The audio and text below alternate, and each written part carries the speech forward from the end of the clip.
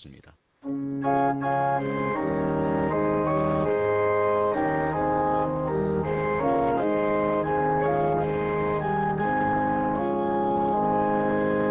예수 우리 왕이여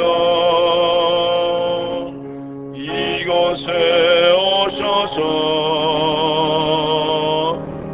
우리가 왕께 드리는 영광을 받아 주소서.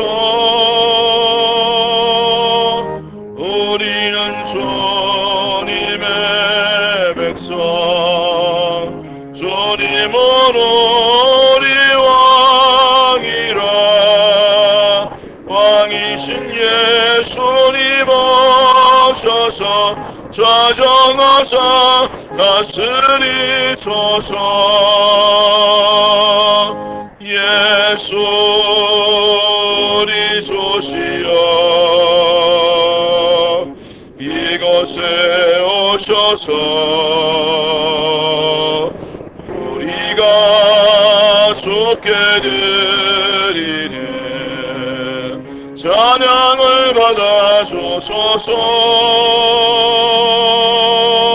우리는 주님의 종들, 주님은 우리 주시라. 주 대신 예수님 오셔서 이 찬양을 받아주소서.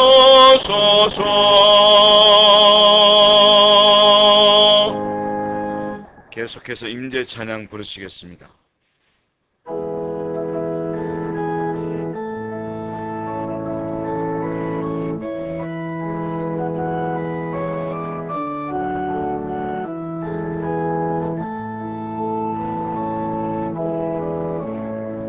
하늘의 문을 여소서.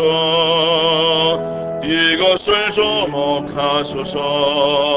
주를 향한 노래가 꺼지지 않으니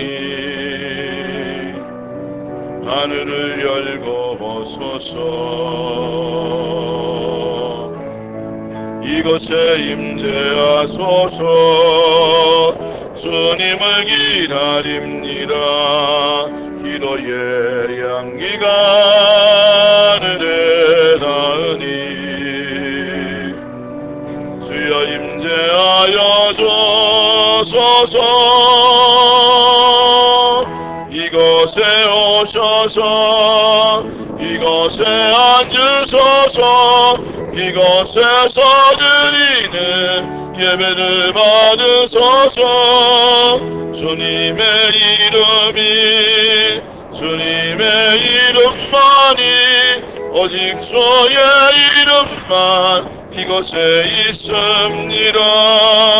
이곳에 오셔서 이곳에 앉으소서. 이곳에서 드리는 예배를 받으소서. 주님의 이름만이 오직 주의 이름만 이곳에 있습니다. 박사들이 왕의 말을 듣고 갈새 동방에서 보던 그 별이 문득 앞서 인도하여 가다가 악이 있는 곳 위에 머물러 서 있는지라. 그들이 별을 보고 매우 크게 기뻐하더라. 집에 들어가 아기와 그의 어머니 마리아가 함께 있는 것을 보고 엎드려 아기께 경배하고 보배합을 열어 황금과 유황과 몰약을 예물로 드리니라. 아멘.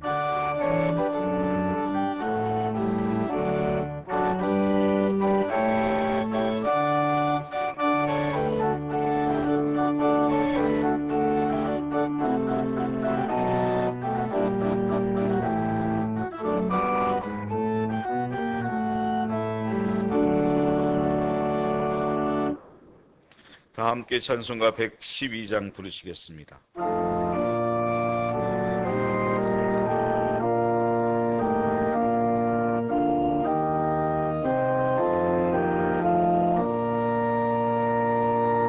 그 맑고 환한 밤중에 모천 내려와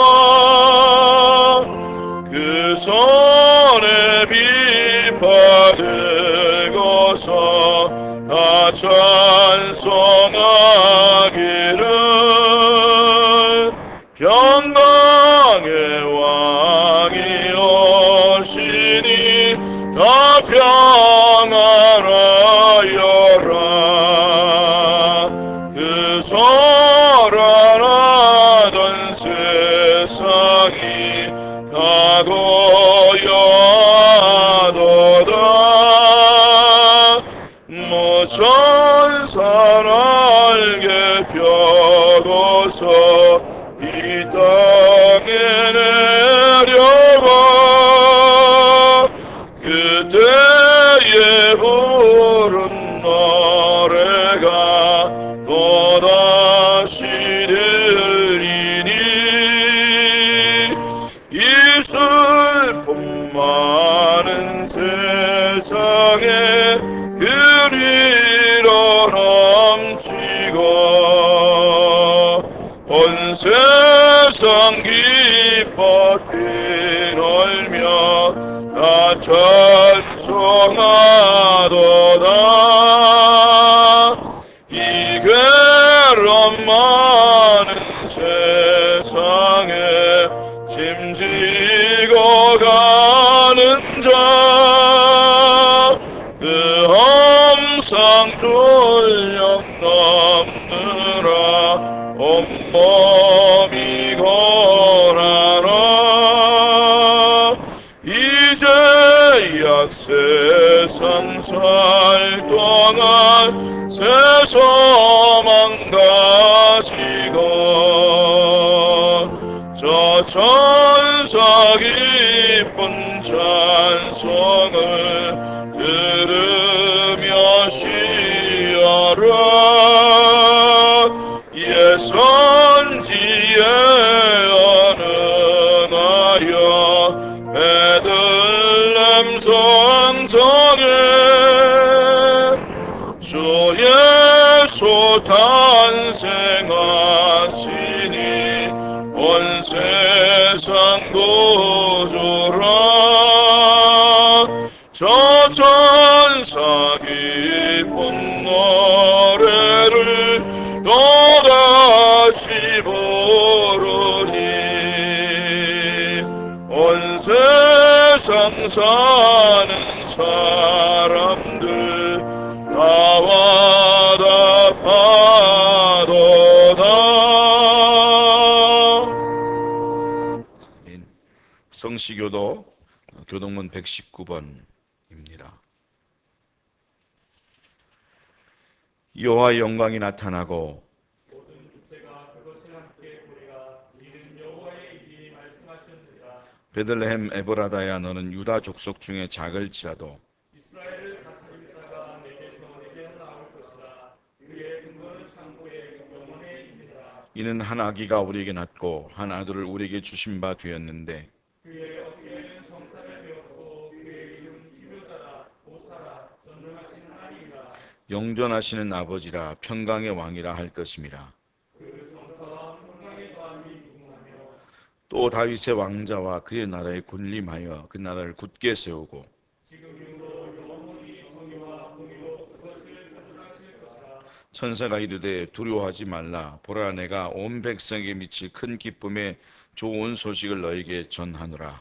오늘 다윗의 동네에 너희를 위하여 구주가 나셨으니 곧 그리스도 주시니라. 아멘. 다 함께 신앙 고백 드리겠습니다. 나는 전능하신 아버지 하나님 천지의 창조주를 믿습니다. 나는 그의 유일하신 아들 우리 주 예수 그리스도를 믿습니다. 그는 성령으로 잉태되어 동정녀 마리에게서 나시고 본디오 빌라도에게 고난을 받아 십자가에 못 박혀 죽으시고 장사된 지 사흘 만에 죽은 자 가운데서 다시 살아나셨으며 하늘에 오르시어 전능하신 아버지 하나님 우편에 앉아 계시다가 거기로부터 살아있는 자와 죽은 자를 심판하러 오십니다. 나는 성령을 믿으며 거룩한 공교회와 성도의 교제와 죄를 용서받는 것과 몸의 부활과 영생을 믿습니다. 아멘. 자리에 앉으셔서 115장 찬송하겠습니다.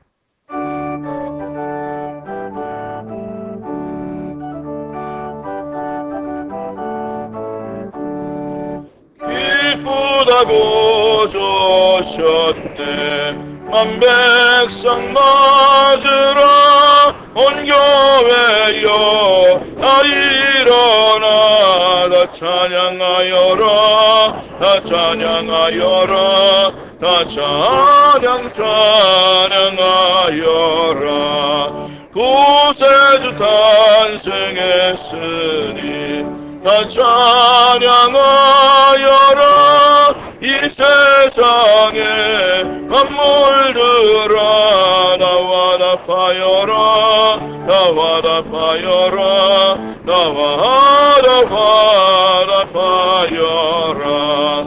온 세상 죄를 사려 주 예수 전내 죄와 슬픔 몰아내고 나 구원하시네 나 구원하시네 나 구원하시네. 은혜와 진리 되신 주 나조가 나시니 만국 백성 구주 앞에 나 경배하여라 나 경배하여라 나 경배하여라.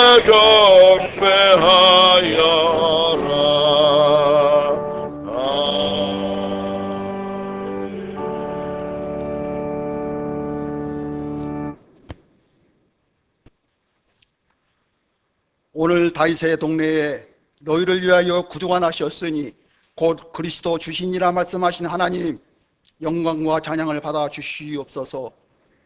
경자년 새해가 엊그제 같은데 사계절 세월이 이수처럼 흘러 금년도 끝자락에 다다랐고, 오늘은 하늘에는 영광 땅에는 평온한 성탄절을 맞이하여 주님 성전과 비대면으로 하나님 앞에 신령과 진정으로 예배드리게 하심을 진심으로 감사드리옵나이다.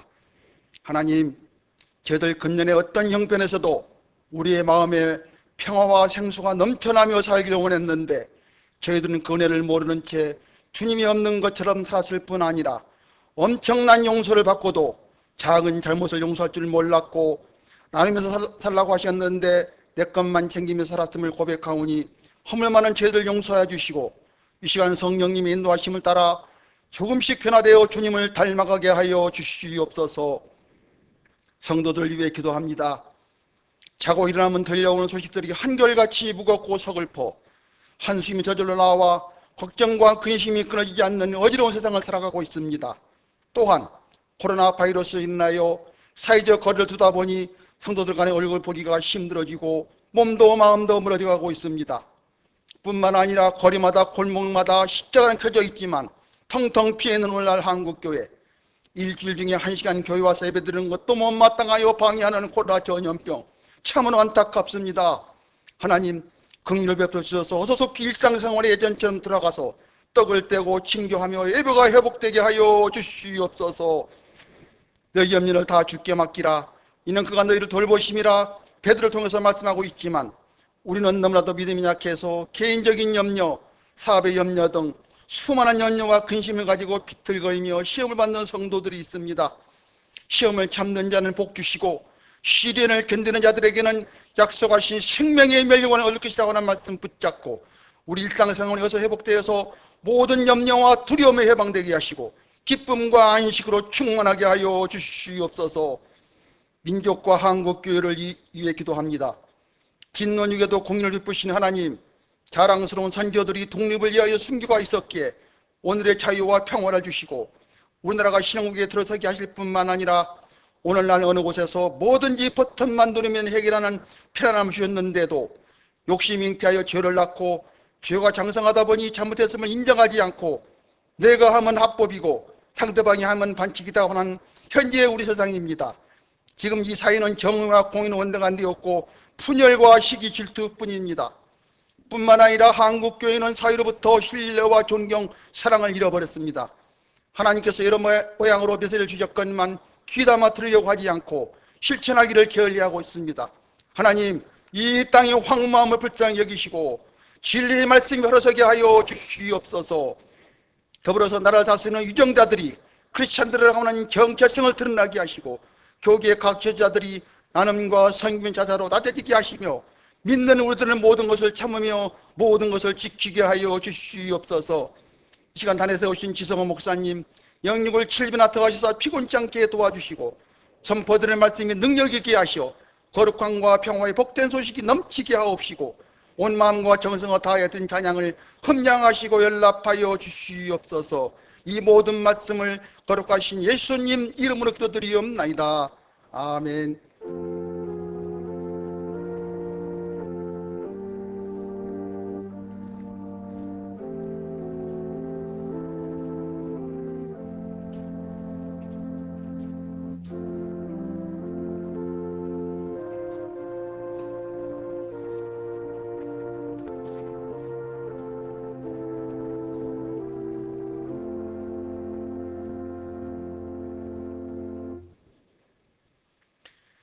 오늘 하나님께서 주신 말씀은 누가복음 1장 26절에서부터 38절까지 말씀입니다. 오늘 하나님께서 주신 말씀은 누가복음 1장 26절에서 38절까지 말씀입니다. 한 절씩 교독하시고 마지막 절은 함께 읽도록 하겠습니다. 여섯째 달에 천사 가브리엘이 하나님의 보내심을 받아 갈릴리 나사렛이란 동네에 가서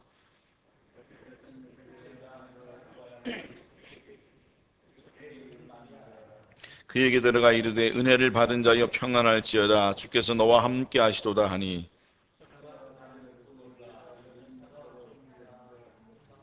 천사가 이르되 마리아여 무서워하지 말라 내가 하나님께 은혜를 입었느니라. 그가 큰 자가 되고 지극히 높으신 이의 아들이라 일컬어질 것이요 주 하나님께서 그 조상 다윗의 왕위를 그에게 주시리니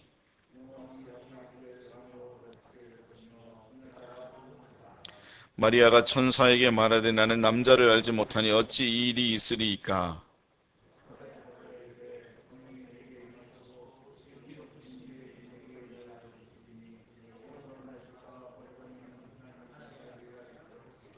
보라 내 친족 엘리사벳도 늙어서 아들을 배었느니라. 본래 임신하지 못한다고 알려진 이가 이미 6달이 되었나니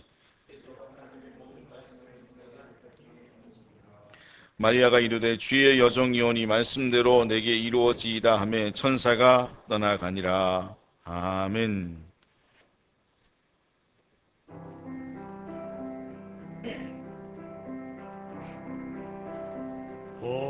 거룩한 밤 별빛이 찬란하다. 우리 주 예수님 나시니 봐.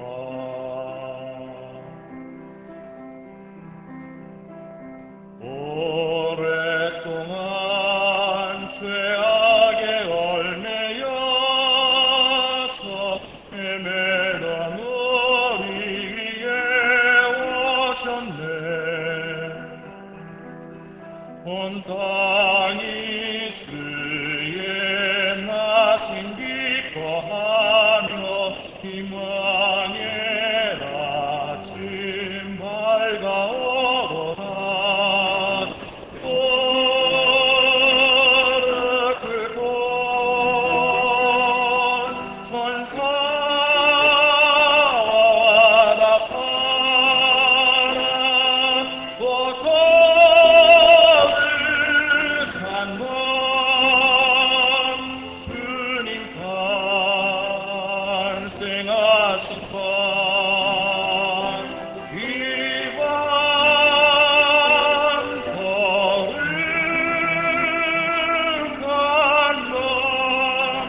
거룩한 밤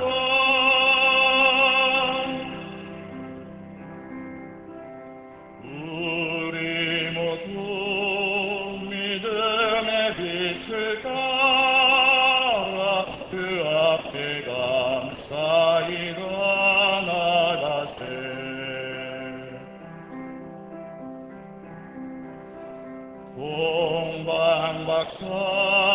동방박사별빛의 인도 따라 주 나신 베들레헴 찾았네. 만왕의 왕이 땅 위에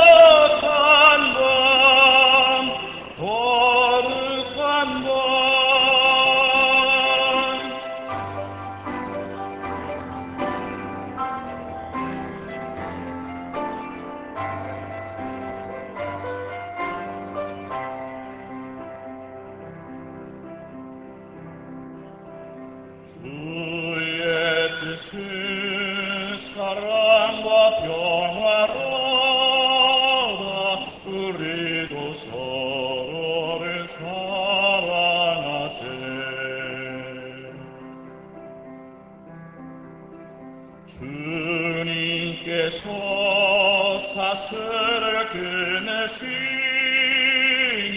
이 땅의 억눌림이 사라져 기쁨의 찬송 함께 부르면서 주님의 이름 높이기세 주 예수님 그 이름 영원하리 다선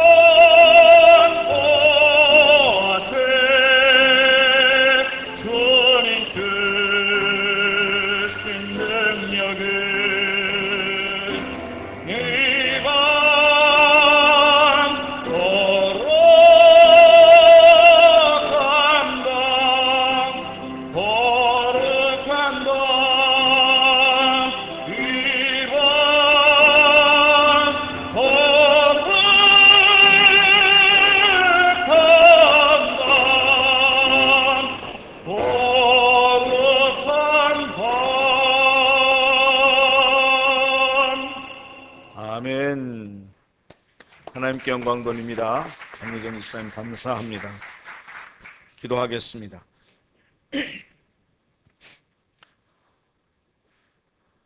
거룩한 날, 우리 주님 오신 날, 하나님께 영광 돌리며 예배드리게 하여 주시옵소서. 오늘도 말씀하시는 그 음성에 믿음으로 아멘으로 반응하는 이 시간 다 되게 하여 주옵소서. 예수님의 이름으로 기도하옵나이다. 아멘. 세계에서 가장 많이 이용하는 스마트 성경 기기 앱이 유버전이라고 합니다. 그 유버전의 빅데이터 결과 올 한 해 세계의 성도들이 가장 많이 클릭한 성경 구절이 이사야서 41장 10절의 말씀이라고 합니다. 두려워하지 말라, 내가 너와 함께 함이니라. 그런가 하면 검색한 단어들 중에서 순위가 높은 단어들을 확인했더니 치유 또는 평화, 사랑 이런 단어들이 성도님들, 세계의 모든 성도님들이 가장 많이 클릭한 단어들이 그런 단어였다라고 하는 거죠. 유버전 창시자 그린의 발트라고 하는 이분은 이 빅데이터 결과를 인용하면서 올해는 그 어느 때보다도 많은 사람들이 상실과 외로움과 공포에 직면해 있다. 그렇게 말을 했습니다. 저도 정말 그러하다 그런 생각을 갖습니다. 그래서 사람들이 그런 성경 구절, 이사야서 41장 10절과 같은 성경 구절을 많이 클릭한 것이고 또 치유라든가 평화라든가 사랑이라든가 이런 단어들을 찾아본 것이다 라고 하는 거죠.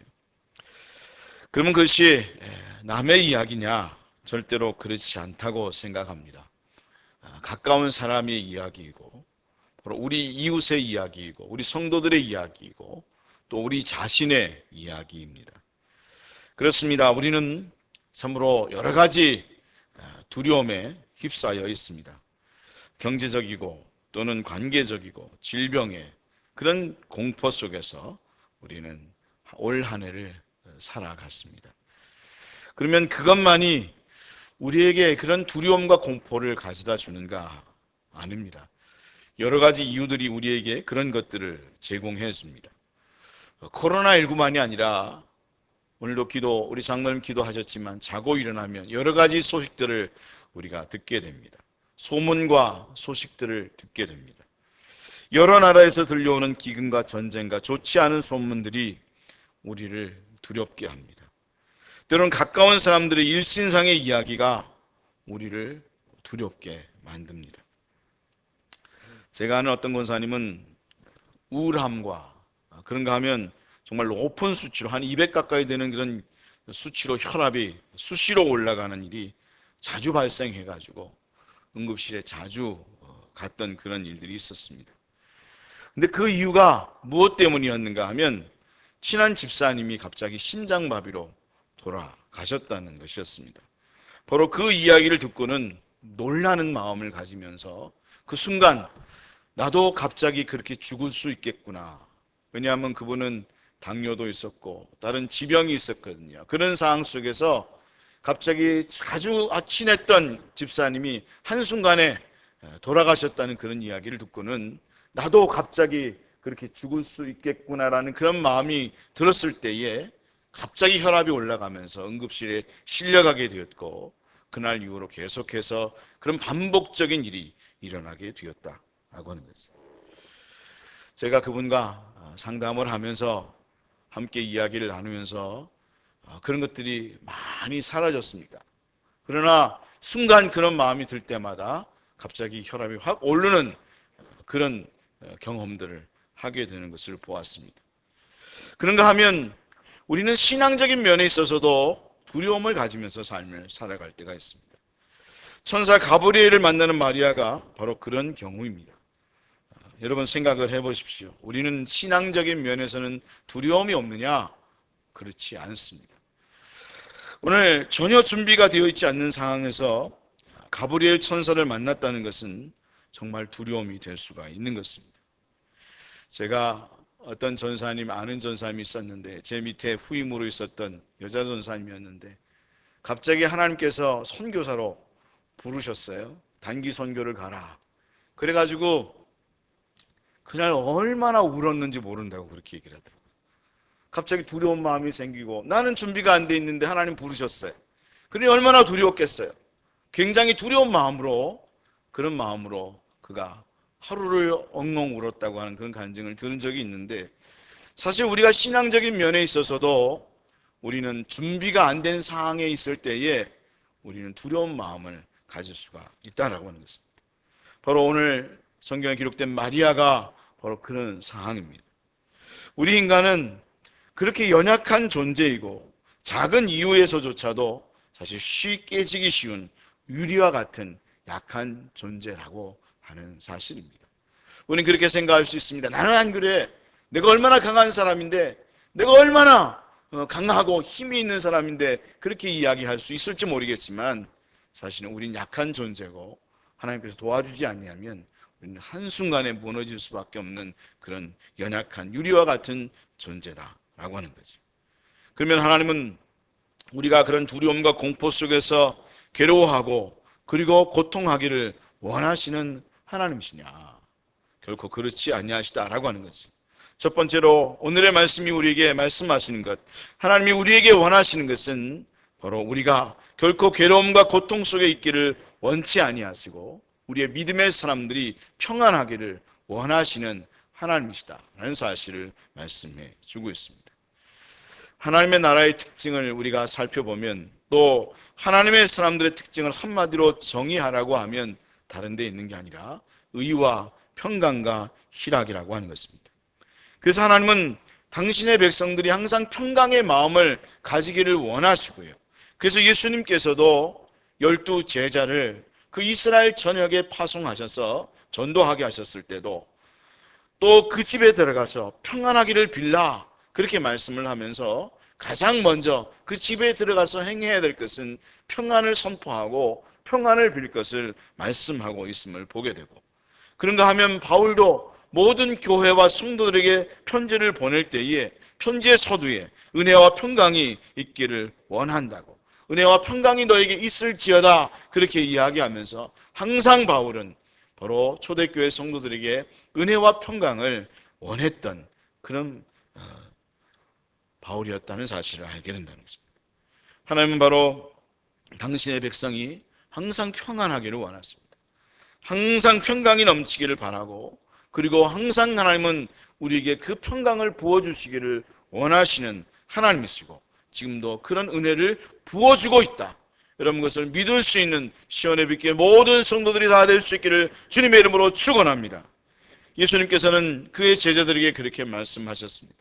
근데 그것이 제자들에게만 말씀한 게 아니라 바로 우리에게도 동일하게 말씀하시면서 평안을 너희에게 끼치노니 곧 나의 평안을 너희에게 주노라. 내가 너희에게 주는 것은 세상이 주는 것과 같이 아니하니라. 너희는 마음에 근심하지도 말고 두려워하지도 말라. 그렇게 말씀을 하고 있는데 우리는 예수님께서 주신 그 평안을 믿으면서 삶을 살아갈 수 있는 믿음의 성도들이 다 될 수 있기를 주님의 이름으로 축원합니다. 그러면 우리는 어떻게 그것을 누릴 수 있겠습니까? 상황과 환경이 좋아서 그것을 누리는 것인가? 아니면 상황과 환경이 변화되었기 때문에 우리가 그것을 누리고 있는 것인가? 그렇지 않다는 것입니다. 여러분, 상황과 환경이 변하면 정말 좋겠지요. 그리고 그것을 위해서 우리는 당연히 기도해야 합니다. 여러분, 우리는 코로나19가 여러분 진정되기를 위해서 기도해야 합니다. 그리고 우리의 상황이, 우리의 문제가 해결되기를 위해서 끊임없이 기도해야 합니다. 그것이 하나님께서 우리에게 진정으로 원하는 것입니다. 저도 시간이 날 때마다, 새벽이나 또는 시간이 날 때마다, 철야나 시간이 날 때마다 이 코로나19가 속히 해결되기를 하나님께서 주장하여 주시라고, 진정되기를, 또한 백신이 개발되기를, 그런가 하는 것이 보급되기를 원합니다. 끊임없이 생각이 날 때마다 눈 뜨고도 기도하고 끊임없이 하나님 앞에 기도합니다. 그러나 우리가 그것을 위해서 기도해야겠지만, 우리가 그런 상황이 변화되지 않는다 할지라도, 우리는 그런 상황 속에 있는다 할지라도 흔들림이 없이 평안하고, 어떤 경우는 그것을 넘어서서 기쁨을 누리는 그런 그리스도인들이 되어져야 하는데, 어떤 분들은 진정 그런 상황이 여전히 있음에도 불구하고 그것을 뛰어넘는, 정말 성령의 주장하심 속에서 그것을 뛰어넘는 가운데 진정한 주님이 주시는 평강과 기쁨을 경험하면서 삶을 살아가는 사람들이 있다라고 하는 거죠. 그러면 그런 분들이 그럴 수 있었던 이유가 무엇입니까? 지금도 어떤 분들은 진정 그런 상황 속에서 우리가 살펴볼 때도 저분은 평안할 수 없는데, 저분은 기뻐할 수 없는데 왜 평안하고 기뻐한 거지? 그런 마음이 드는 분들이 있는데, 그런 분들의 이유가 무엇인가 하면, 두 번째로 하나님께서 우리에게 말씀하시는 것은 두려운 상황 속에서도 그것을 넘어서는 기쁨과 평안을 가지는 것은 우리가 하나님으로부터 은혜를 받은 자이기 때문이고, 그것을 깨달은 사람은 흔들리고 요동하고 그래서 불안하고 두려워했다가도 다시금 평안을 되찾게 되는 은혜를 경험하게 된다라고 하는 거죠. 내가 하나님으로부터 은혜를 받은 사람이다. 그것을 알게 되는 사람은 정말 두려워할 만한 상황, 고통스러운 상황 속에서도 평강을 유지하고 기뻐하면서 삶을 살아가게 된다는 거죠. 여러분, 예를 하나 들겠습니다. 정말 무서운 왕, 무서운 대통령이 있다고 합시다. 모든 사람들은 그 왕을 대할 때에 두려워할 것입니다. 그리고 모든 사람들은 그 대통령을 볼 때마다 두려워하고 피하고자 하는 마음을 가질 것입니다. 근데 그런 가운데서도 그의 자녀들은 그 앞에서 너무나도 평안해하고, 그리고 왕의 수염을 때로는 만지면서 때로는 뽑으면서 그렇게 기뻐하고 즐거워하는 마음을 가질 것입니다. 근데 은혜를 입는다는 것은 바로 그러한 것입니다. 여러분, 성경에 보면 아하스에로 왕이라는 왕이 있잖아요. 여러분, 크세르세스라는 왕인데, 이 왕을 가지고 여러분 영화도 만들어졌어요. 300이라고 하는 영화 혹시 아세요? 그 영화에 보면 되게 흑인처럼 나오면서 근엄하고 무서운 왕으로 나오는 이 크세르세스라는 왕이 다른 왕이 아니라 바로 아하스에로 왕이라고 하는 사였습니다. 근데 이 아하스에로 왕이 실제로 역사 속에서도 그 왕이 잔인하고 아주 무서운 왕, 그리고 못된 왕으로 기록되고 있습니다. 그럼에도 불구하고 여러분, 에스더는 그 왕에게 은혜를 입은 자였습니다. 그래서 그 에스더는 그 왕을 대하면서도 굉장히 편안하고 기뻐하는 마음으로 왕을 대할 수 있었다라고 하는 거죠. 이것이 바로 은혜를 입었다는 것입니다. 은혜를 받았다는 것입니다. 오늘의 말씀에 말씀해 주는 것이 바로 그것입니다. 오늘의 말씀을 읽게 되면 천사 가브리엘이 찾아와서 마리아에게 그렇게 말을 합니다. 28절의 말씀을 읽게 되면 그에게 들어가 이르되 은혜를 받은 자여 평안할지어다. 주께서 너와 함께 하시도다 하니. 그런가 하면 30절 말씀에 천사가 이르되 마리아여 무서워하지 말라. 내가 하나님께 은혜를 입었느니라. 그렇게 말씀을 하고 있다는 것입니다. 마리아에게 왜 평안할지어다 라고 말씀을 하는 것입니까? 마리아에게 바로 마리아가 하나님께 은혜를 입었기 때문이라는 것입니다. 여기에 은혜를 입은이라는 단어는 완료 수동태 분사의 단어를 갖고 있는데, 바로 이 단어는 어떤 뜻을 갖고 있는가, 어떤 의미를 갖고 있는가 하면 은혜를 받아서 그 결과로 은총의 상태에 있는 그런 의미를 담고 있다라고 하는 것입니다. 즉, 그녀가 메시아의 모친이 될 수 있었던 것, 바로 그 가운데서도 평안을 누릴 수 있었던 것은 다른 데 있었던 것이 아니라 그 어미하시고, 그리고 우리가 볼 때 두려운 하나님이라고 생각했던 그 하나님이 그에게는 은혜로운 하나님이었고 은혜를 끼치는 하나님이었기 때문에 바로 마리아는 그 가운데서 평안을 누릴 수 있는 그런 마음을 가질 수 있었다라고 하는 거죠. 그래서 우리는 하나님 앞에 은혜를 입은 자라는 사실을 깨닫게 되면 그 어떤 상황 속에서도 두려워하지 않고 무서워하지 않고 염려하지 않는 마음을 가지게 된다는 것입니다. 여러분, 그런데 여러분, 우리가 마리아만 그런 은혜를 입은 사람입니까? 마리아만 그런 축복을 누리는 사람입니까? 결코 그렇지 아니하지 않습니까? 우리도 하나님의 은혜를 입은 자고, 아니 마리아보다도 더 큰 은혜를 지금 우리는 받고 있는 그런 사람이다라고 하는 거죠. 왜 그런 거죠? 왜 우리는 마리아보다도 더 큰 은혜를 받았다고 말할 수 있는 거죠? 바로 마리아도 은혜를 받은 사람이지만 우리는 지금도 현재적으로 계속해서 은혜가 주어지고 있고, 또한 계속해서 하나님께서 우리에게 은혜를 부어주고 계시기 때문이다 라고 하는 거죠. 그렇습니다. 우리는 은혜를 입은 사람입니다. 그런데 구약의 사람들처럼, 그런가 하면 마리아처럼 한순간 일정 기간 은혜를 입은 사람이 아니라 우리는 계속해서, 그리고 지금도 우리의 상황과 형편이 어떠한지, 여러분 그 상황이 어떠하든 상관없이 우리는 계속해서 지금도 하나님의 은혜를 입고 있고 하나님의 은총 속에서 삶을 살아가고 있다는 사실을 알게 되면 우리는 진정 우리가 이 상황 속에서도 고통과 괴로움이 가득 차고 상황과 환경이 불편하다 할지라도, 때로는 죽음 앞에 놓여있는 상황이라 할지라도 우리는 오히려 기뻐하고 주님의 은혜 속에서 평강을 누리면서 삶을 살아가게 된다라고 하는 거죠.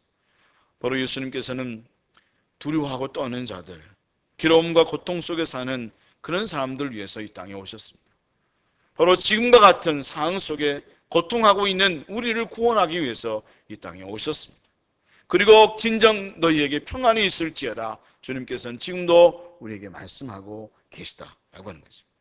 전에 고통받는 자들에게는 흑암이 없으리로다. 이쪽에는 여호와께서 스불론 땅과 납달리 땅이 멸시를 당하게 하셨더니 후에는 해변길과 요단 저쪽 이방의 갈릴리를 영화롭게 하셨느니라. 흑암에 행하던 백성이 큰 빛을 보고 사망의 그늘진 땅에 거주하던 자에게 빛이 비추이도다. 할렐루야. 여러분, 어둠이 있었던 자리에 빛이 비추이고 고통이 있던 자에게 하나님의 은혜가 임하게 되는 역사를 주님께서 우리에게 가져다 주셨는데, 바로 죄악 속에서 고통하고 죄의 문제로 고통하고 곧 삶의 짐에 그 문제로 인해서 고통하고 있던 우리에게 평강을 주시기 위해서 이 땅에 예수님께서 오셨는데, 그래서 예수님을 평강의 왕이라고 말씀하시잖아요. 여러분, 우리가 평강의 왕이신 그 주님을 깊이 묵상하면서 오늘 이 성탄절에 평강의 왕으로 오신 그 주님을 묵상하면서 하나님 은혜를 누릴 수 있는 믿음의 성도들이 되셔야 하겠습니다. 그러면 31절의 말씀을 읽게 되면 보라, 내가 잉태하여 아들을 낳으리니 그 이름을 예수로 하라, 그렇게 말씀을 하고 있는데, 바로 예수님께서는 우리를 구원하시기 위해서 이 땅에 오셨습니다. 그리고 우리를 구원하시기 위해서 이 땅에 오신 것만이 아니라 우리와 함께 하시기 위해서 이 땅에 오셨습니다. 그리고 육체로 있으면 영원히 함께 하실 수 없기 때문에, 그리고 육체로 있으면 편지할 수 없기 때문에, 어떤 곳엔 있을 수 있지만 어떤 곳엔 있을 수 없기 때문에 예수님께서는 편지할 수 없으므로 바로 주님의 하나님께로 가셔서 성령님을 보내주시고 그 성령님과 함께 오셔서 그분과 함께 하심을 통해서 임마누엘로, 우리와 함께 하시는 하나님으로 우리의 은혜를 허락해 주신 것이다 라고 하는 거죠. 우리 주님은 우리를 구원하신 분입니다. 우리의 죄로 인하여 고통당하는 죄의 문제를 해결하신 분이십니다. 그런가 하면 그 문제만 해결하기 위해서 이 땅에 오신 분이 아니라 영원히 함께 하시기 위해서 오셨습니다. 근데 함께 하시는 것으로 끝나는 게 아니라 우리 주님은 어떤 분인가? 오늘 이 누가복음이 말씀하고자 하는 바는 무엇인가 하면 바로 우리를 이례적으로 구원하시고 함께 하시는 것으로 끝나는 분이 아니라 우리를 다스리기 위해서 이 땅에 오셨다라고 하는 거죠.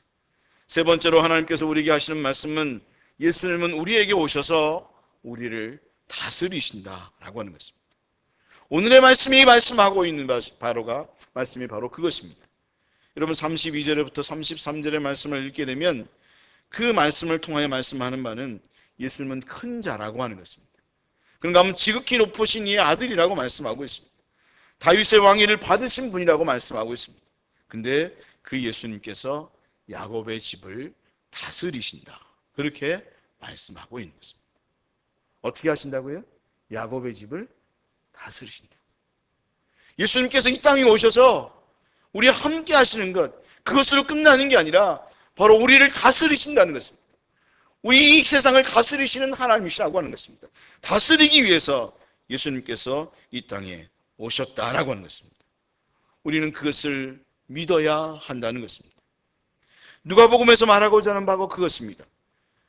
누가복음은 항상 성경 말씀을 보게 되면 마태와 마가와 누가와 요한복음이 똑같은 많은 그런 이야기들, 같은 사건들을 기록하는데 그 같은 사건들을 기록하면서 관점이 다릅니다. 마태복음은 구원자이신 예수님, 그런가 하면 함께 하시는 예수님에 대해서 이야기하지만 누가복음에는 그것에 대해서 그냥 별로 이야기하지 않고 스쳐 지나가는 것처럼 이야기합니다. 그러면서 누가복음은 무엇에 관점이 맞춰져 있는가 하면 주님께서 영원히 다스리신다. 할렐루야! 주님께서 우리를 영원히 다스리신다는 것입니다. 통치하신다는 것입니다. 우리의 삶의 그 실제적인 부분에 실제적으로 간섭하시면서, 그래서 때로는 먹을 것이 필요하면 먹을 것을 주시면서, 그래서 누가복음은요, 이 마태와 마가와 요한복음은 관점이 달라요. 그래서 누가는 기도라고 하는 것이 굉장히 강조가 되어 있고, 왜? 기도해야 하나님께서 채워주시니까. 그런가 하면 삶의 문제를 해결해 주는 것이 초점이 맞춰져 있고, 성령이 초점이 맞춰져 있고, 하나님께서 실제하며 다스리며 역사하신다는 사실을 이야기하고 있다는 것입니다. 다시 말하면 지금 이 편지를 받고 있는, 이 복음서를 받고 있는 공동체는 실제적으로 삶의 문제 속에 고통하고 있는 공동체라고 하는 것입니다. 우리 주님은 바로 그것을 나 몰라라 하지 않고 우리 가운데 오셔서 신이 간섭하시며 역사하시며 그 문제를 해결해 주시는, 통치하시는 하나님이라고 하는 사실을 믿어야 한다라고 하는 것입니다. 그 은혜를 누리면서 삶을 살아가야 한다는 사실을 말씀해 주고 있는 것입니다. 여러분은 바로 하나님께서 여러분의 마음을 다스리고 있다는 사실을 믿습니까? 여러분의 마음, 그 불안해하고 두려워하고 있는 그 마음을 주님께서 다스리고 있다는 사실이 믿어지십니까? 만약 그렇지 않다면 우리가 예수를 믿을 필요가 없잖아요. 주님은 실제로 우리의 마음을 다스립니다. 불안했던 마음, 두려워했던 마음, 염려했던 마음, 그런가 하면 분노하는 그 마음을 주님께서는 친히 우리 가운데 오셔서 성령을 통하여 우리의 마음을 다스려 주시고 주장해 주시는 하나님이라고 하는 사실을 믿어야 한다는 것입니다. 그것을 실제적인 삶에서 경험하는 그런 그리스도인이 되어져야 한다는 것입니다. 저는 진정 그런 은혜를 누리면서 살아요. 진짜 성령님은 살아계신 것 같아요. 왜냐하면 제 마음이 불안하고 두려워했다가도, 그런가 하면 때로는 너무 화가 나고 분노하는 마음이 들었다가도 성령님을 요청하고 성령님 오셔서 제 마음을 주장해 주십시오. 제 마음을 다스려 주십시오. 그럴 때마다 친히 찾아오셔서 제 마음을 정말 어린 양보다도 더 부드러운 마음으로 만져주시는 역사를 경험하게 되는 그런 은혜를 누리게 됩니다. 그래서 진정 제가 예수 믿고 수지 맞았다는 사실을 저는 경험합니다. 왜? 만약 그렇지 않았다면 저는 벌써 죽어도 수십 년 전에 죽었을 것이고, 이혼했어도 수십 년 전에 이혼했을 것이고, 이런 밴댕이 소갈딱지 같은 그 성품으로, 그러면 저만 그러나 여러분도 동일하지. 근데 예수를 믿어서 그 은혜를 받아서 진짜 예수님 같은 그런 은혜를 누리면서 제가 정말 하나님 앞에 너무 감사하는 것은, 진짜 주님은 살아계시다. 살아계신 것만이 아니라 오셔서 나를 통치하고 있구나. 그리고 우리를 주장하시고 있구나. 이 교회를 주장하고 있구나. 그래서 저는 오히려 그럴 때마다 하나님 통치해 주시라고, 역사해 주시라고 기도하게 됩니다. 제가 예전에 어떤 성도님이 전화가 왔어요. 권사님이 지금 빨리 와주시라고 밤 새벽 1시가 넘었는데 전화가 왔어요. 그래가지고 막 뭔 일이냐고 갔는데 정말 무서운 상황에 남편이 칼을 들고 권사님을 죽이겠다고 막 난리를 치는데 유혈이 낭자예요. 그때 제가 할 수 있는 게 뭐겠어요? 주님 앞에 기도하는 거죠. 주님 다스려 주십시오. 이 상황을 다스려 주십시오. 하나님 역사해 주십시오. 아니면 저도 죽겠는데 하나님 다스려 주십시오. 하나님께서 역사하시는 것을 경험했습니다. 하나님은 우리의 마음을 통치하십니다. 우리의 상황을 통치하십니다. 그리고 우리의 환경을 통치하십니다. 왜 우리가 불안해합니까? 왜 두려워합니까? 왜 그렇습니까? 바로 우리의 자신과 상황을 바라보기 때문입니다. 근데 우리 주님을 바라보면 우리는 두려워하지 않게 됩니다. 왜 우리가 두려워하는가 하면 우리는 그렇게 연약한 존재이기 때문에 그렇습니다. 누구도 자랑할 수 없습니다. 그 어떤 교회도 자랑할 수 없습니다. 그러나 주님께서 역사하시면 주님의 다스림 속에서 진정 하나님의 나라가 임하는 역사를 경험하게 되는 거죠. 오늘의 말씀을 읽게 되면 가브리엘이 나타나서 예수님께서 영원히 야곱의 집을 왕으로 다스릴 것이며 그 나라가 무궁하리로다 그렇게 말씀을 하시면서 영원히 다스리신다 그렇게 말씀을 하시고 있습니다.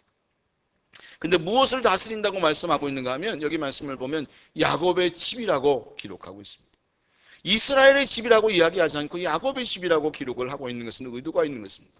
왜냐하면 성경을 나중에 한번 잘 묵상해 보시면 알게 되는데 야곱이란 표현을 쓸 때는 항상 그 공동체가 그 사람이 연약할 때, 두려워할 때, 불안할 때에 그때의 야곱이란 표현을 씁니다. 바로 주님께서 이 두려워하고 있는, 불안해하고 있는 야곱과 같이 참으로 연약하고 재수 없고 그리고 못된 그 사람을 주님이 다스리신다는 것입니다. 할렐루야! 우리는 이 말씀을 묵상하면서 우리는 이것을 믿어야 합니다. 주님 말씀하시는 그 음성을 들어야 합니다. 너희가 부족하고 연약하지. 너 자신이 그렇지. 너희 부모가 그렇지. 너는 그런 마음이 들잖아요.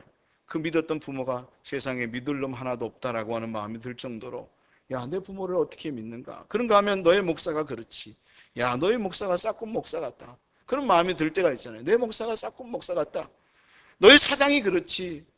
너희 대통령이 그렇지. 근데 주님께서 그럴 때마다 내 마음이 그런 마음이 들 때마다 내가 다스린다니까. 내가 왕으로 너를 다스리고 있고 너의 가정을 다스리고 너의 교회를 다스리고 이 나라를 다스리고 있다. 그러니까 두려워하지 마라. 걱정하지 마라. 염려하지 마라. 그렇게 말씀하고 있다는 것입니다. 여러분, 우리 주님의 음성을 들을 수 있는 믿음의 성도들이 다 될 수 있기를 주님의 이름으로 축원합니다. 왜 우리가 그것을 믿어야 되는가 하면 그 은혜가 바로 예수 그리스도로부터 임하기 때문입니다. 바울이 그렇게 말했습니다. 모든 초대교회 성도들에게 하나님 우리 아버지와 주 예수 그리스도로부터 은혜와 평강이 있을지어다. 다른 곳으로부터 그 은혜가 임하는 게 아니라 하나님 아버지와 주 예수로부터 그 은혜와 평강이 임하게 되는 역사를 경험하게 된다는 거죠. 바로 그 은혜와 평강이 우리에게 오기 때문에 우리는 그 어떤 상황 속에서도 많은 사람들이 불안해하고 많은 그리스도인이 불안해함에도 어떤 그리스도인은 평안하고 그런 가운데서도 다른 사람에게 기쁨을 끼치는 그런 삶을 살아가고 있다는 거죠. 네 번째로 하나님께서 우리에게 말씀하시는 것은 우리 모두는 바로 하나님이 하신 말씀을 그렇기 때문에 그 말씀을 믿으면서 그 말씀이 이루어지기를 바라는 마음으로 삶을 살아가는 믿음의 사람들이 되어져야 한다는 사실을 말씀하고 있습니다. 그럼 왜 그렇게 해야 되는가? 여러분 37절의 말씀에 대저 하나님의 모든 말씀은 능하지 못하심이 없느니라. 가브리엘이 그렇게 말씀하고 있는데 바로 하나님의 말씀은 능치 못하심이 없기 때문이라는 것입니다. 우리의 상황을 보고 환경을 보면 평안할 수 없고 답답한 것만 가득 찼죠. 분명히 그렇습니다. 목사님 그렇게 설교하지 마세요. 내 환경이 얼마나 어려운데요. 그래요, 저도 인정해요. 저도 동일한 환경, 동일한 고통을 똑같이 여러분과 경험하고 있기 때문에 그래요. 그걸 인정하지만 그럼에도 불구하고 어떤 사람은 하나님의 말씀하심에 다스리심에 그렇다면 그렇게 하실 것을 믿고 주님께서 말씀하신 대로 평안한 마음을 가지고 살아가는, 믿음으로 반응하면서 삶을 살아가는 사람들이 있다는 거죠. 또한 그 문제를 풀어갈 것을 믿으면서 해결해 주실 것을 믿으면서 삶을 살아간다라고 하는 거지. 여러분, 왜 우리가 평안하지 못한 것입니까? 왜 그 평안을 누리지 못하는 것입니까? 주님은 평안할지어다 말씀함에도 불구하고 왜 평안을 누리지 못하는 것입니까?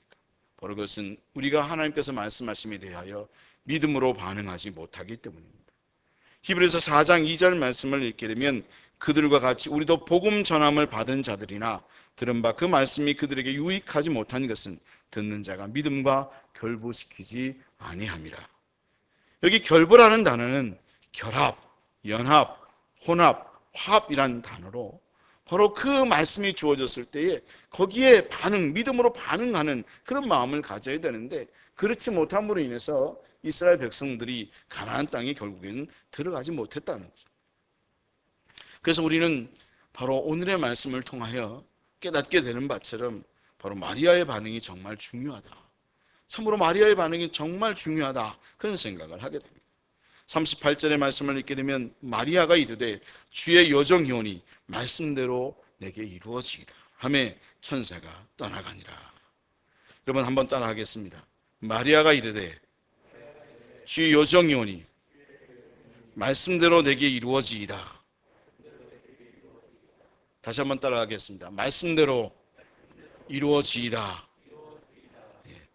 아멘. 우리는 어떤 상황이 생기든지 간에 어떤 형편에 있든지 간에 하나님의 말씀대로 이루어지리라. 그런 믿음을 가지고 삶을 살아가는 사람들이 되어져야 하겠다는 거예요. 바로 하나님의 말씀이 최선이고 하나님께서 역사하시는 것이 가장 좋은 것이다.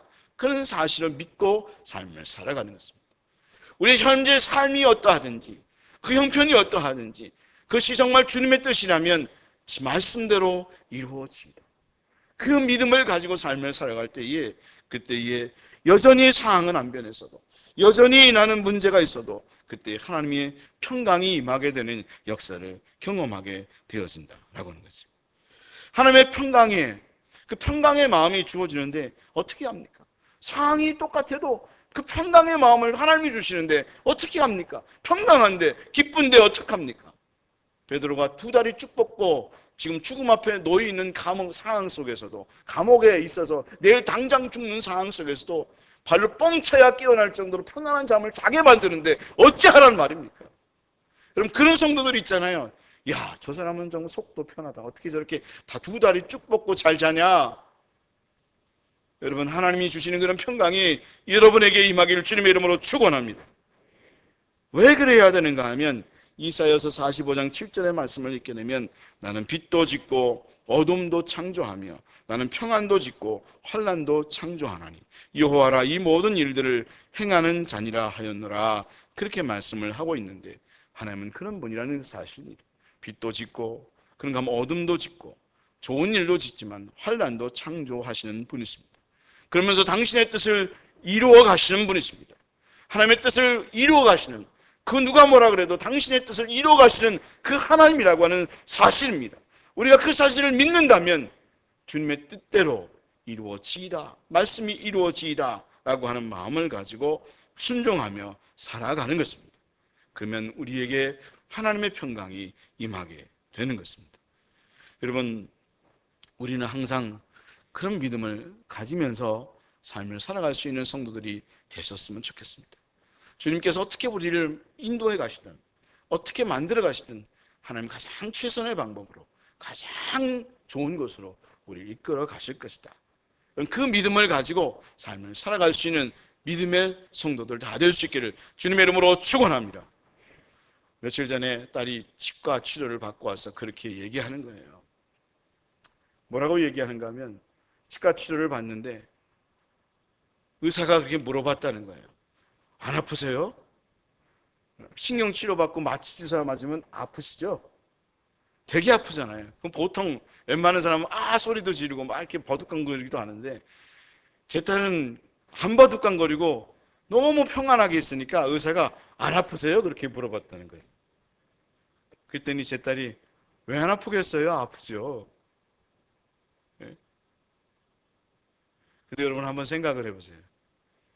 아프다고 막 버둥거리거나 아프다고 튀어나가 버리면 그 아이가 치료가 됐겠습니까? 안 되겠습니까? 저는 제 딸이 어렸을 때에 4살 때에 수술을 받았던 적이 있습니다. 4살인가 5살 때에 마취를 하고 대수술을 한 적이 있습니다. 근데 그때의 그 모습을 보면서 이게 맡기는 것이구나 하는 사실을 제가 아주 깊이 경험한 적이 있습니다. 수술실로 들어가기 바로 전에 제 딸이 딱 누워있는데 저를 딱 쳐다보는 거예요.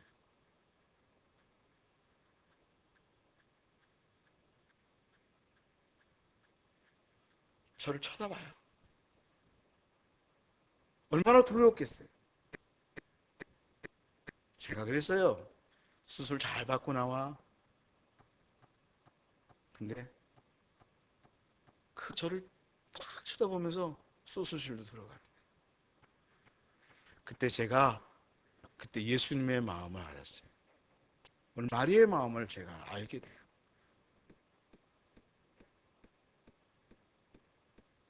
예수님의 그 죽음 앞에, 십자가 앞에의 모습이 바로 그런 모습이에요. 마리아의 마음이 바로 그런 거예요. 주님께 맡기겠다고. 말씀대로 이루어지리라. 지금의 상황을 바라보면 힘들고 어렵고 고통스럽지만 하나님의 나라, 하나님 나라의 역사의 관점에서는 하나님의 뜻이 있고요. 그리고 하나님의 뜻이 이루어져 가고 있는 겁니다. 지금은 이해할 수 없지만, 지금은 아프고 힘들지만, 그럼에도 불구하고 주님의 역사가 이루어지고 있다. 그 믿음을 가지면서 그럼에도 불구하고 저는 하나님의 은혜 속에서 삶을 살아가기를 원합니다. 말씀대로 이루어지이다. 그 마음을 가지고 신앙의 삶을 살아갈 수 있는 믿음의 성도들이 다 될 수 있기를 원합니다. 그것을 알면 은혜가 있고요. 그것을 알면 평안이 있습니다. 우리의 삶을 짧게 보지 말고 길게 보면서 마리아처럼 주님의 종이 오니 말씀대로 내게 이루어지이다. 주님이 다스리신다니 주님의 말씀대로 이루어지이라. 할렐루야. 주여 그렇게 역사하여 주옵소서. 그런 가운데 은혜와 평강을 경험하는 시온의 빛교 모든 성도들이 다 될 수 있기를 원합니다. 기도하겠습니다. 주님께서 이 땅에 오셨습니다. 우리의 죄를 구원하시고 또 함께 하시기 위해서 오셨습니다. 그러나 그것만 위해서 오신 게 아니라 우리를 다스리기 위해서, 통치하시기 위해서, 영원히 통치하시기 위해서 오셨습니다. 지금도 우리의 마음을 주장하시고요, 역사하시고요, 우리 교회와 이 세상을 주장하심을 믿습니다. 그 은혜 속에서 오늘 하루도 삶을 살아가는 저희들 다 되게 하여 주시옵소서. 감사하옵고 예수님의 이름으로 기도하옵나이다. 아멘. 찬송 122장 찬송 부르면서 헌금하시겠습니다.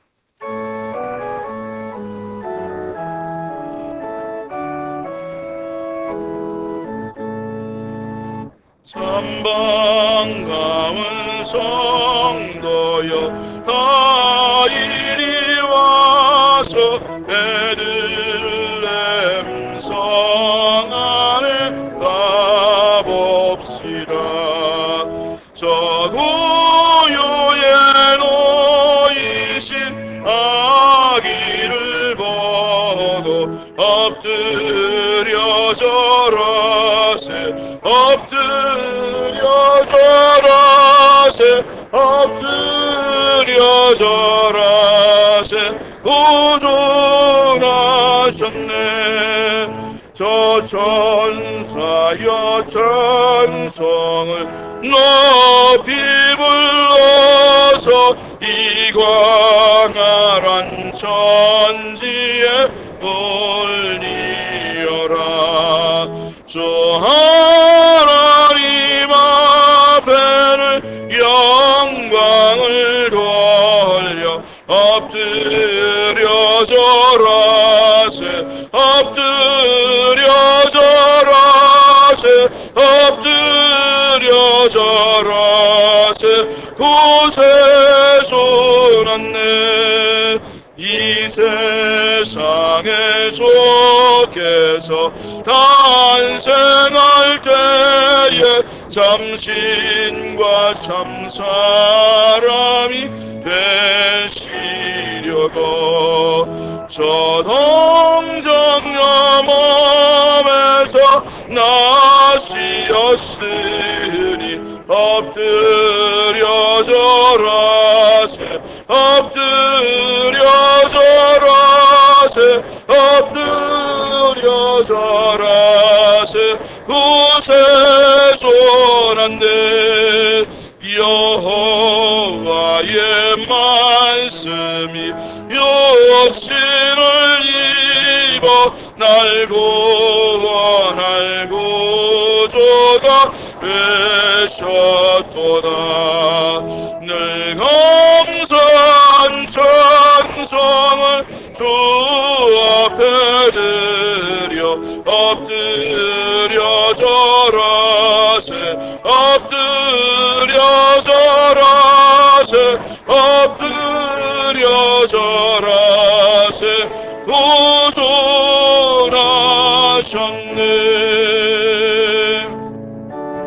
아멘. 하나님이 성탄절에 하나님 앞에 예물을 드릴 수 있게 하신 것 감사합니다. 주님 적고 참으로 힘든 상황 속에, 경제적인 상황 속에 살지만 그럼에도 오늘도 하나님 앞에 예물을 드리오니 믿음으로 반응하며 드리오니 축복하여 주시고 정말 삶의 복을, 그 영혼의 평안뿐만 아니라 삶의 복도 내려 주시옵소서. 주님께서 삶을 다스려 주셔서 아버지 채워주시고 공급해 주시고 역사하심을 경험하면서 주님께서 그렇게 다스린다고, 통치하신다고 간증하며 고백할 수 있는 저희들 모두가 되게 하여 주옵소서. 감사하옵고 예수님의 이름으로 기도하옵나이다. 아멘. 교회 소식 말씀드립니다. 오늘은 우리를 구원하시기 위해서 이 땅에 오신 예수님을 축하하는 성탄절입니다. 감사하는 그 주님의 은혜에 감사하는 저희들 되기를 원합니다. 성탄 감사 헌금은 온라인으로 드리시면 되겠습니다. 이번 주일도 비대면으로 예배를 드립니다. 그렇게 하시고 하나님 앞에 온전한 예배를 드릴 수 있는 우리 모두가 되었으면 좋겠습니다. 다 같이 일어나시겠습니다. 다송의 노래 부르시고 우리 같이 옆에 있는 분들 인사하시겠습니다. 사랑합니다. 축복합니다. 또 가정에서 온라인으로 예배를 드리는 분들도 같이 인사 나누십시다.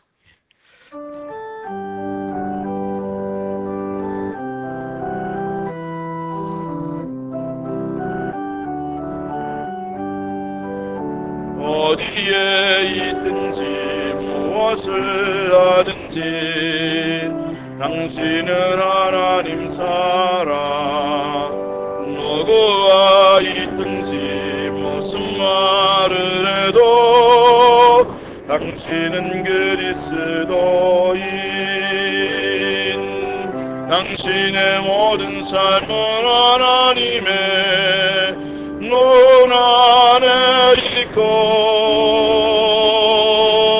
당신의 모든 능력 하나님의 손 안에 있네. 어디에 있든지 무엇을 하든지 당신은 하나님 사랑. 누구와 있든지 무슨 말을 해도 당신은 그리스도인.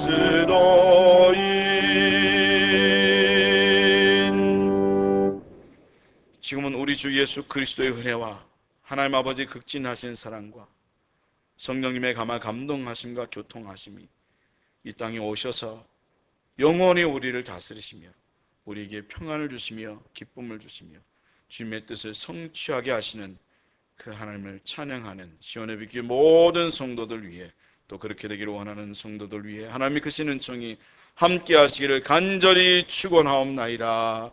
아멘.